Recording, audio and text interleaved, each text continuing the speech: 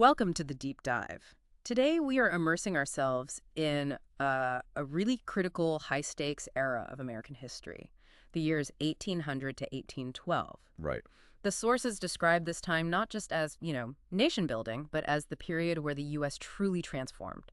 From an infant republic with questionable prospects, as they put it, into a, well, brawny democracy. It's an explosive time, absolutely. Mhm. Because the U.S. really committed to thinking on a continental scale.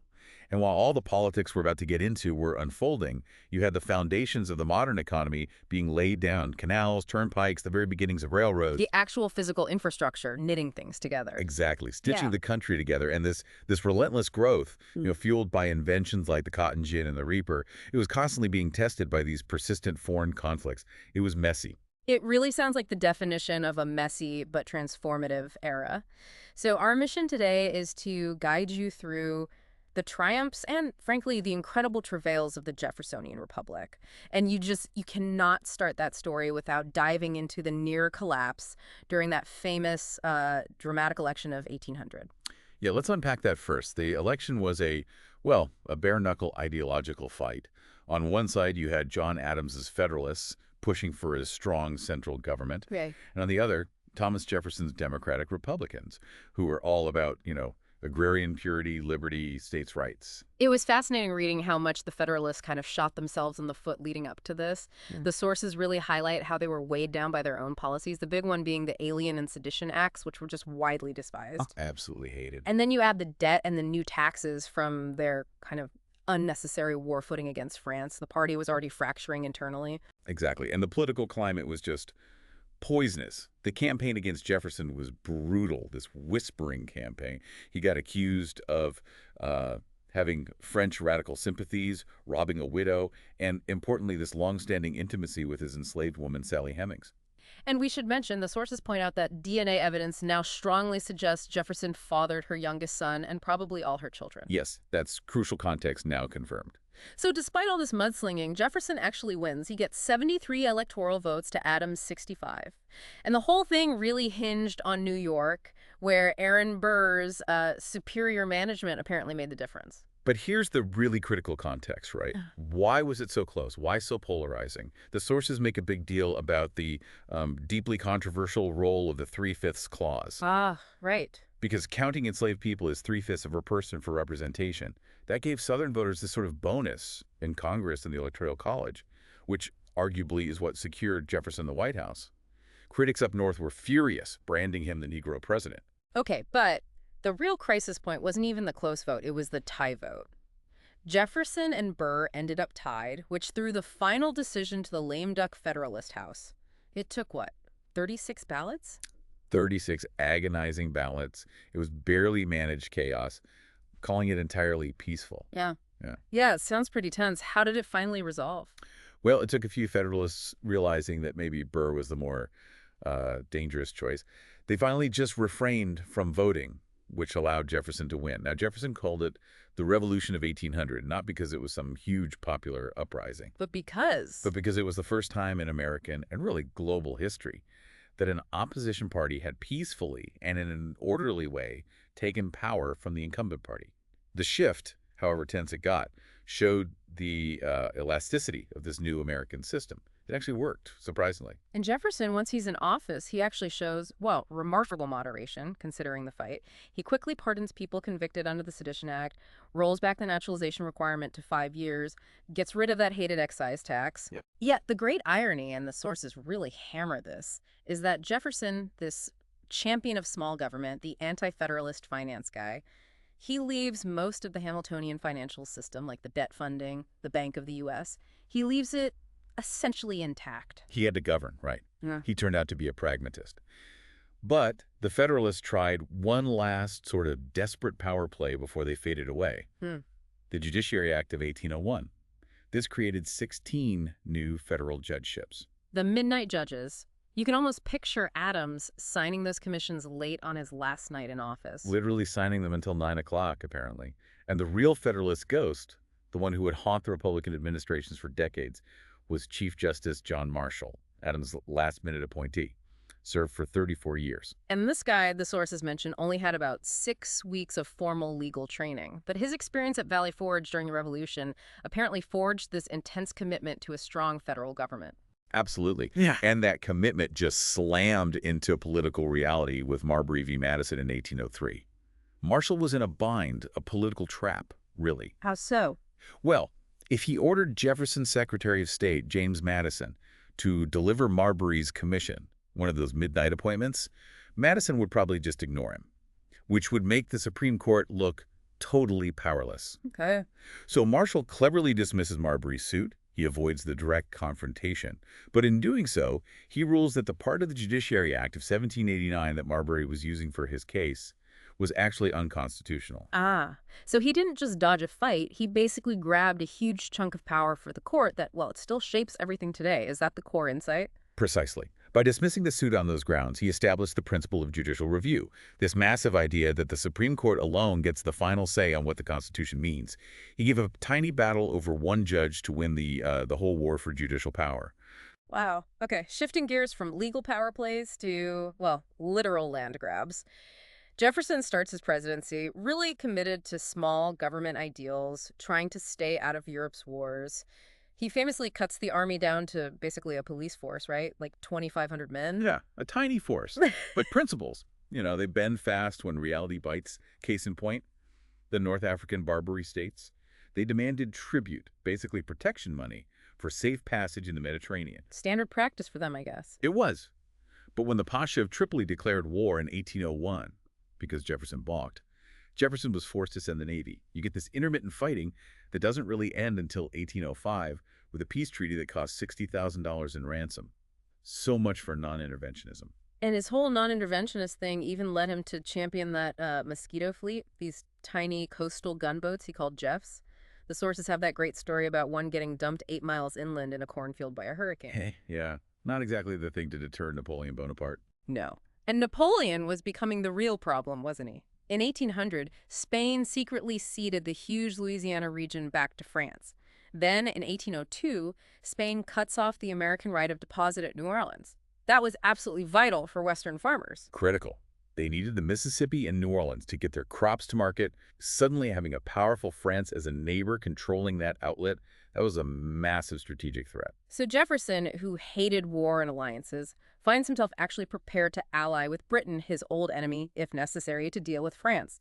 He sends James Monroe and Robert Livingston off to Paris. Their mission? Buy New Orleans and maybe some land east, max budget $10 million. And then comes the total shocker, the godsend, as the text calls it. Napoleon suddenly offers the entire territory, the whole kit and caboodle, for $15 million. Why this sudden change of heart? Two big reasons, basically. First, his disastrous failure to reconquer Santo Domingo, which is modern Haiti. The slave rebellion led by Toussaint Louverture, plus yellow fever decimating his troops, meant that Louisiana lost its main strategic purpose, which was to be a breadbasket for Haiti. Okay. Second, he needed money, fast, for his looming war with Britain. Selling Louisiana solved both problems.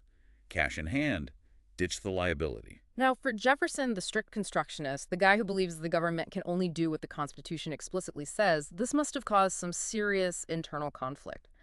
The Constitution says nothing about buying giant chunks of foreign land. Huge conflict. He admitted privately it was unconstitutional. He even floated the idea of a constitutional amendment after the fact. But ultimately, his vision of an empire of liberty securing that vast western territory for American farmers, won out. The Senate quickly approved the deal, 828,000 square miles, about 3 cents an acre. It's just unbelievable value, and the implications were massive. Monumental. It secured that vital valley of democracy, as Jefferson called it. It avoided a potential war with France and killed any need for that awkward alliance with England. And it set this huge precedent for the U.S. acquiring foreign territory and, importantly, incorporating its people, which is why, Louisiana still has vestiges of French civil law today. And to figure out what they'd actually bought, Jefferson sends out the Corps of Discovery, Meriwether Lewis and William Clark, with crucial help from Sacagawea. They spend 2.5 years mapping this vast region, gathering scientific data. And crucially, demonstrating that, yes, you could make an overland trek to the Pacific. This seriously boosted America's later claim to the Oregon country. Okay, so this expansion brings us right back into the messy political landscape. We probably need to touch on Aaron Burr's trajectory here. Jefferson drops him from the ticket in 1804. Yeah, Burr's career was tanking. And then came the infamous duel with Alexander Hamilton. Burr kills Hamilton, and in doing so, basically destroys the Federalist Party's last real hope for national leadership. Hamilton was their heavyweight. So as Burr fades into infamy, the real international storm clouds are gathering again. After 1803, the war between France and Napoleon dominating the land after Austerlitz and Britain-Nelson ruling the seas after Trafalgar just heats up intensely. And American ships, trying to trade neutrally with both sides, got caught right in the middle. It was economic warfare. A total squeeze. Britain issues its orders in council, basically saying any foreign ship heading to a French-controlled port had to stop at a British port first, pay duties, get inspected. And Napoleon immediately hits back. He orders the seizure of any ship that does stop at a British port. So American ships were, as the saying went, caught between the devil and the deep blue sea.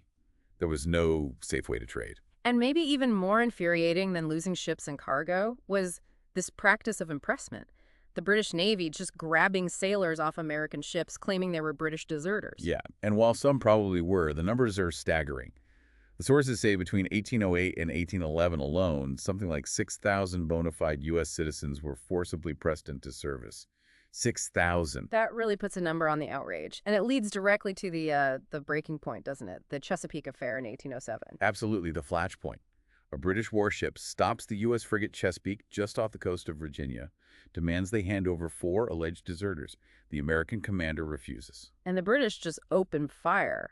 Devastating broadsides. Killed 3 Americans, wounded 18, then boarded the damaged ship and dragged off the 4 men. It was a national insult. War fever surged. But Jefferson, still trying to avoid war, goes for this radical experiment in peaceful coercion. The Embargo Act of 1807. It forbade the export of all goods from the U.S. The hope was that Europe needed American stuff so badly they'd be forced to respect U.S. rights. A really daring gamble. That completely, utterly backfired. Within 15 months, the American economy was reeling. Commerce just staggered to a halt. You read descriptions of harbors choked with idle ships, masts looking like dead forests, cotton and grain piling up unsold in the South and West. People were furious. They called the law, "Oh, grab me," embargo spelled backwards. Right. And New England was talking secession again. It was an economic disaster. But, and this is a fascinating twist the sources point out, by cutting off imports, the embargo unintentionally spurred American manufacturing.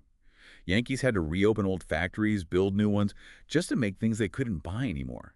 So ironically, it helped lay the foundation for America's industrial might down the road. A painful silver lining, I guess, but politically it was dead. Totally unsustainable. The embargo was repealed in 1809, just as Jefferson left office. It got replaced by the Non-Intercourse Act, which sounds complicated, but basically just reopened trade with everyone except Britain and France, still trying to use trade as a weapon. Okay, and this mess lands squarely in the lap of the next president, James Madison. Took office in 1809. Small guy, brilliant mind, but maybe not the forceful leader Jefferson was. Right. And Congress keeps tinkering. They replaced the Non-Intercourse Act with something even more convoluted. Makin's Bill No. 2. Basically, it reopened trade with everyone, but dangled this weird promise.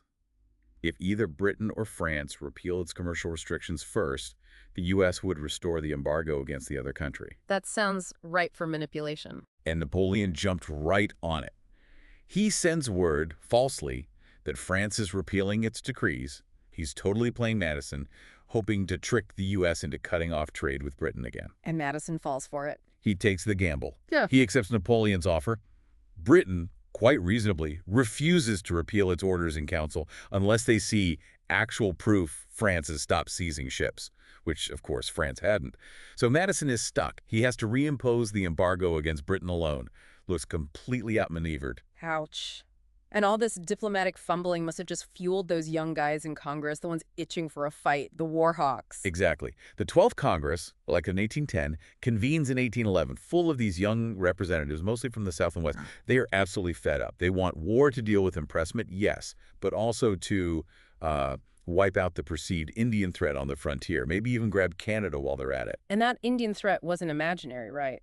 Tecumseh and his brother, Tenskwatawa, the prophet. A serious threat. The Shawnee brothers were trying to do something unprecedented, weld together a massive confederacy of all tribes east of the Mississippi. Their message was cultural renewal, rejecting white ways, and crucially, urging supporters never to cede land to whites unless all Indians agreed. A unified resistance. This obviously alarms guys like William Henry Harrison, the governor of Indiana Territory. Definitely. Harrison gathers an army and advances on the Prophet's headquarters while Tecumseh is away recruiting. This leads to the Battle of Tippecanoe in 1811. Harrison's forces defeat the Prophet's warriors. And the consequences. Huge. It makes Harrison a national hero, Tippecanoe and Tyler too, later on. It discredits the Prophet. And, critically, it drives Tecumseh into a final, open alliance with the British in Canada. So now you have the British actively arming and encouraging Native American resistance on the frontier, combined with the ongoing impressment crisis. This really pushes Madison over the edge, doesn't it? It's the final straw. Madison comes to believe that the British arming of Indians, their utter contempt for American maritime rights, it all demands a vigorous assertion of American rights. He genuinely feared that if the U.S. just kept taking insults, the whole Republican experiment would be seen around the world as, well, imbecile and transient, weak, doomed to fail. So war was seen as necessary to prove democracy could actually defend itself. That was a big part of his reasoning, restore confidence in the Republic. And so, on June 1st, 1812, Madison asks Congress for a declaration of war, and it passes. But the sources make it clear this was not a unified decision. Not at all. Deeply sectional. The vote was close. Strong support from the South and West, the regions represented by the war hawks. But Federalist New England was bitterly opposed. They greeted the declaration with muffled bells, flags flown at half-mast. It was almost like mourning. Why such intense opposition from New England? Several reasons. Ideologically, many Federalists sympathized more with Britain than with Napoleonic France, who they saw as the real tyrant. Economically, they were still managing to trade, sometimes illicitly, with Britain, and war would kill that.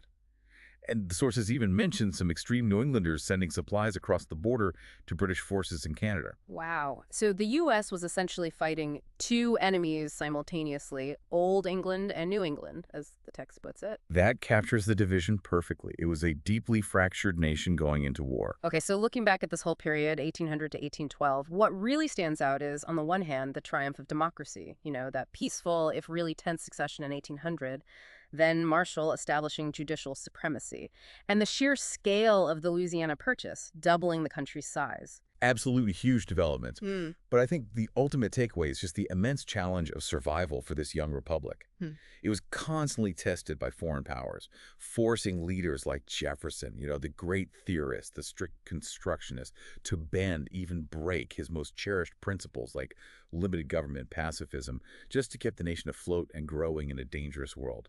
Pragmatism often had to trump principle. Okay, let's really chew on this. Given those intense sectional and partisan divisions over the War of 1812, divisions so deep the text says Federalist opposition bordered on treason, here's a thought.